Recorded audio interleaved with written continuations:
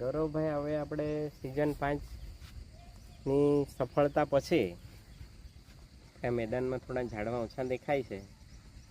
આપણે પેલું વિચારેલું કે ઝાડવા રોપીશું, એ ઝડપથી મોટા થાય એવા આપણે કેટલા ઝાડવા રોપેલા છે?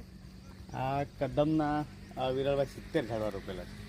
એટલે એના માટે આપણે કેવું કે પ્રેક્ષકોને એમ તો થોડો છાંયડો મળે એટલા ઝાડવા તો છે, દેખાય છે મેદાનમાં, પણ હવે બીજા ઝડપથી મોટા થાય ને મોટો છાંયડો આપે, સારો છાંયડો, એટલે આપણે ઝાડવા તો રોપી દીધા છે, પણ ગૌરવભાઈ એની આપણે જતન બરાબર કરવું પડશે.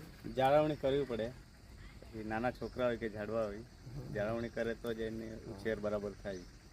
સારું છે કે આપણે અહીંયા પાણીની સગવડ છે, એટલે ઝાડવા તો આપણે રોપી દીધા છે.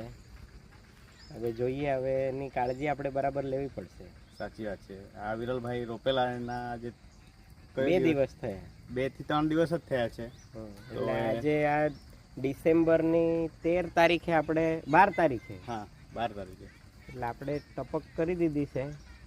એટલે આપણે હવે એકાદ મહિના પછી જોઈએ રિઝલ્ટ કેવું છે, કે બધા 70 ઝાડવામાંથી બધા કેવા જળવાય છે. ને આપણે એમ કદમના ઝાડ રોપેલા, જો આ એક ઝાડ છે કદમનો, આને લગભગ 5 માસ થયા છે, 6 માસ, એક ચોમાસું પૂરું થયું. હા, એટલે આ ઝાડ છે, આપણે એમ વિચારીએ કે આ ઝાડ છે એવું બધા ઝાડવા મેદાનની આજુબાજુ, આ એક ઝાડ છે એવા 70 ઝાડ મોટા થશે તો ચારે તરફ છાંયડો થઈ જશે. હા, પ્રેક્ષકોને છાંયડા બાબતે જરાક પણ કચાશ નથી રાખવાના એમ લાગે છે. અને મહિને મહિને અમે ઝાડના પ્રોગ્રેસ કેવો છે તેનો અપડેટ આપતા રહીશું યુટ્યુબ પર. પ્રોગ્રેસ રિપોર્ટ લઈશું અને બધું ઇન્સ્પેક્શન ચાલુ રહેશે. ને મયંકભાઈ, ખાસ કરીને કોણ કાળજી કરે છે ને, હા, એનું ખાસ નામ આવવું જોઈએ. એટલે ઝાડવા રોપવું અગત્યનું નથી. આપણે તો જોબ પર જતા રહીએ છીએ, હા. શનિ રવિ આવીએ તો રોજ કોણ કાળજી કરે તો રિપોર્ટ આપણે ગૌરવભાઈને સોંપીએ. એને આપણે જે ચોક્કસ આપણે આગામી જ્યારે બી પ્રોગ્રામ થાય ત્યારે જે ઝાડવાની જાળવણી કરીને ઉગાડવામાં જેનો સૌથી મોટો ફાળો હશે એને સૌથી મોટું પ્રોત્સાહન ઇનામ આપીશું. કંઈક આપશું આપણે, પણ અત્યારે જાહેર નહીં કરીએ. અત્યારે જાહેર નહીં કરીએ, પણ આપણો વિચાર છે કે આ ઝાડવા મોટા થાય ને ગૌરવભાઈ આપણે ઝાડવાની નીચે પછી બેસવા માટેની વ્યવસ્થા પણ કરીશું થોડા, કરશું. પણ જે જાળવણી કરશે ને આપણે સ્પેશિયલ એના માટે સ્પેશિયલ ટ્રીટમેન્ટ આપવાની રહેશે આપણે. સાચી વાત છે, કેમ કે વિરલભાઈ એક જનરલ કામ છે, તો બધા જ વ્યક્તિઓ હોતા નથી કે આવી રીતે જનરલ કામ પંચાયતમાં આવીને મહેનત કરે. અમુક લોકો ઘરે બી નહીં કરતા, અમુક લોકો ઘરે પણ નથી કરતા. તો આ તો પંચાયતનું કામ છે, સેવાનું. તો જે પણ આની જાળવણી કરશે હું નોટિસ કરીશ, અને જે પણ વિરલભાઈ કેમ છે. પણ મેં જોયું કે દરેક વખતે આ બીજા ઝાડવા બી અગાઉ તમે બધાએ રોપેલા છે, એ બધા બી મોટા થયા છે. હા, સાચી વાત. તમે જોઈ શકો છો મિત્રો, ગ્રાઉન્ડની આજુબાજુ એટલા બધા ઝાડો રોપી દેવામાં આવ્યા છે. આજથી ગૌરવભાઈ 5-7 વર્ષ પહેલા ગ્રાઉન્ડ ઉપર એક પણ ઝાડ નહોતું. આ વડલો એક આપણને દેખાતો હતો, આખું કોરું ગ્રાઉન્ડ હતું. આજે લગભગ 150 થી 200 ઝાડ તો નાના મોટા ઝાડ છે. વિરલભાઈ 150-200 નહીં, આજે જ્યાં સુધી મારું માનવું છે ત્યાં સુધી અહીંયા 1000 ઝાડ છે. કેમ કે રંગપુર પ્રાઇમરી સ્કૂલ દ્વારા શરૂઆત કરવામાં આવી હતી ગુલ મોહર રોપીને નાના. એના પછી વિરલભાઈ તમે ત્યાં જોઈ શકો છો જે પેલી ગ્રાઉન્ડની પેલી રસ્તાની પેલી બાજુ એ ઉમરકોઈ જે નર્સરી છે ગવર્મેન્ટની, ત્યાંથી હા ત્યાંથી આ નીલગિરી 700 છે. હવે કદાચ આમાંથી 600 બચેલા હશે, પણ 700 તમે લાવીને રોપી દીધા હતા, તો આ ગ્રાઉન્ડની ઝાડવાઓની એટેન્ડન્સ 1000 હશે. એટલે આપણું જે ફક્ત ગ્રાઉન્ડ ની વાત કરીએ ત્યાં બી આજે ગયા વર્ષે ફોરેસ્ટ વાળાએ રોપેલા છે. હવે આપણે ટપક કરી છે, તો આપણી જે લાઈન આપણે કાઢી છે એ લાઈન એમાં બી લંબાવી દઈશું. તો ગૌરવભાઈ, આપણે જે છોડ રોપ્યા છે નવા કદમના, તો એનું પણ થોડુંક બતાવી દઈએ. ત્યાં આપણે પાણીની કેવી સુવિધા કરી છે. તો અહીંયા મિત્રો તમે જોઈ શકો છો, ગૌરવભાઈ જઈ રહ્યા છે કદમના ઝાડ પાસે. આ તમે જોઈ શકો છો કેટલો મસ્ત છોડ ખીલી ચૂક્યો છે. અને અહીંયા અમે ડ્રીપનો પણ ઉપયોગ કર્યો છે, ટપક સિંચાઈ પદ્ધતિ, કે જેમાં પાણીના ઓછામાં ઓછા વ્યયથી બધા છોડને પાણી પહોંચી રહે. તમે જોઈ શકો છો, જે જગ્યાએ છોડ થોડાક માંદા હતા એના માટે ડબલ આઉટલેટ આપવામાં આવ્યા છે કે જેથી સારું પાણી મળી રહે. આ અત્યારે એમ આપણને પાંદડા સૂકા દેખાય છે, પણ આ 2 દિવસથી આપણે પાણી આપ્યું એટલે આમાં નવો પીલો આવી ગયો છે. આ જુઓ, આને થોડું નજીકથી બતાવો. આપણે આને ગઈકાલે જોતા હતા ને તો એકદમ એવું લાગ્યું કે આ તો હવે આ નહીં, છોડ હવે નહીં જીવે. હા, પરંતુ અમે જેવી રીતે પાણી ચાલુ કર્યું આપવાનું તેવી રીતે તમે જોઈ શકો છો મિત્રો, નવો પીલો આવી ગયો છે.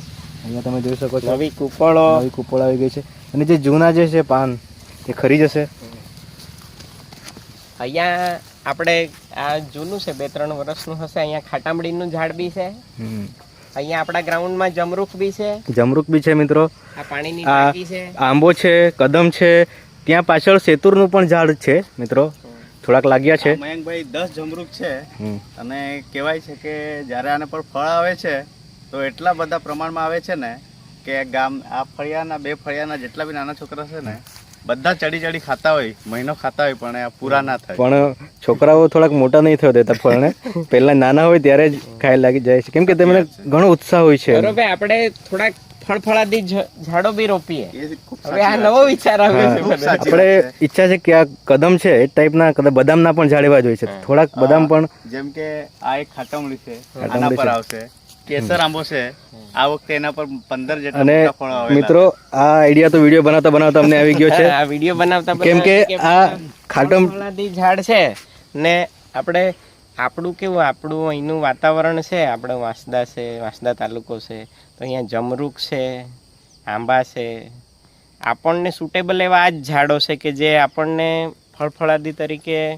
પેલા બીજા જાંબુ ને એવા આવે છે પણ એ ઝડપથી મોટા નહીં થાય ને એનું મતલબ ટાઈમ વાર લાગશે, રિસ્ક વાળું પણ હોય છે જાંબુનું ઝાડ, ફળાવામાં વાર લાગે. અને જાંબુ રોપી દીધી છે અને મોટી પણ થઈ ગઈ છે, પણ ફળ આવશે. એક છે પણ ઘણું વાર 10-15 વર્ષે આવે એવા છે આ ઝાડ. તો જેમ વિરોધભાઈએ કીધું તેમ અમે ફળફળાદી વાળા ઝાડો હવે ટૂંક સમયમાં રોપી દેશું, જેથી કરીને બધા જ આગામી આપણે બંને તેટલી જમરૂખ આપણે વધારે રોપીશું ને નાના બાળકોને જમરૂખમાં ફાવે બી વધારે ખાવામાં. આપણે લાલ વાળું જમરૂખ શોધવાનું ટ્રાય કરશું. લાલ જમરૂખ આગળના જે આપણા અસલ આપણે ખાઈ જો ને તી જે લાલ ઓરિજિનલ ખરા ત્યાં આપણે ગૌરવભાઈ ગૌસી કશું આતા હી લાલ જટ્ટા થાય પીઠ પણ તે નહીં બેસ લાગત. આગળના બારીક ને લાલ આપણે બારીક લંદ એક ટેબુર લઈને જડત ને ખાઈ જો ને આપણે તીસા આપણે 16 ગૌસી કાઢવા પેલા ખાલી એક છોડ જડીલ ને તો આપણા વર એના કારીગર બી હાથ ને મિત્રો દાખલા બાંધા ટાકું આપણે. तुम्ही वीडियो यूट्यूब पर देता हो तो छोड़ जो तुमने घर हवा तो कैसा हवा तो कमेंट में का दिशा कांटेक्ट कर लीजिए हमना. आम्ही जाऊं का तो इंस्टाग्राम पर गौरव भाई ला भी कांटेक्ट કરી શકા, મયંક ભાઈ ને બી કોન્ટેક્ટ કરી માના બી કોન્ટેક્ટ કરી શકા. મયંક મહાલા આપણે લિંક માં બધી ડિટેલ આપેલી છે, લિંક માં ડિટેલ દી દેઉં એટલે છોડ અમુક તમારા ઈશારા કા ખાલી જમરૂક ના જ નહીં પણ કોઈ તમને વધારે હોય કોઈ ઈચ્છા કા હટ દેવ એમ આપણે ગ્રાઉન્ડ માટે. ભાઈ મારી ઈચ્છા એવી છે કે આ તો હવે ઈચ્છાની વાત છે. આ ગ્રાઉન્ડ વાંસદા તાલુકાનું અત્યારે બી શ્રેષ્ઠ જ છે ગ્રાઉન્ડ, પણ લોકો વધારે ને વધારે આકર્ષિત થાય ને અહીંયા એટલું સરસ ગ્રાઉન્ડ ડેવલપ કરીએ એવી આપણી બધાની ઈચ્છા છે અને આવતા 1-2 વર્ષમાં આપણે એને પૂરી ચોક્કસ કરીશું. ચોક્કસ વિરલભાઈ, ખૂબ સરસ વિચાર છે. આપણે વાંસદા તાલુકાનું બેસ્ટ ગ્રાઉન્ડ આને બનાવશું, રંગપુર ક્રિકેટ ગ્રાઉન્ડને, ને તમામ સુવિધા અહીંયા ઉપલબ્ધ કરાવશું, બધી જ ફેસિલિટી મળશે તમને. તો 1-2 વર્ષમાં આને પૂરું કરવાનો પ્રયાસ કરશું. ખૂબ સરસ વિચાર. દર વર્ષે આપણે થોડી ગ્રાઉન્ડમાં પ્રગતિ કરીએ છીએ. આ વખતે બી આ થોડુંક લેવલ નથી તો એને 0 લેવલ થાય એવો આપણે આ વર્ષનો ટાર્ગેટ રાખીએ. ચોક્કસ. પછી જે આગામી કામો છે તે આગામી વર્ષોમાં કરશું. પણ આ વખતે એટલીસ્ટ 0 લેવલ થાય, 0 લેવલ ગ્રાઉન્ડ થઈ જશે આ વખતે, એવા આપણે પ્રયત્નો કરીશું.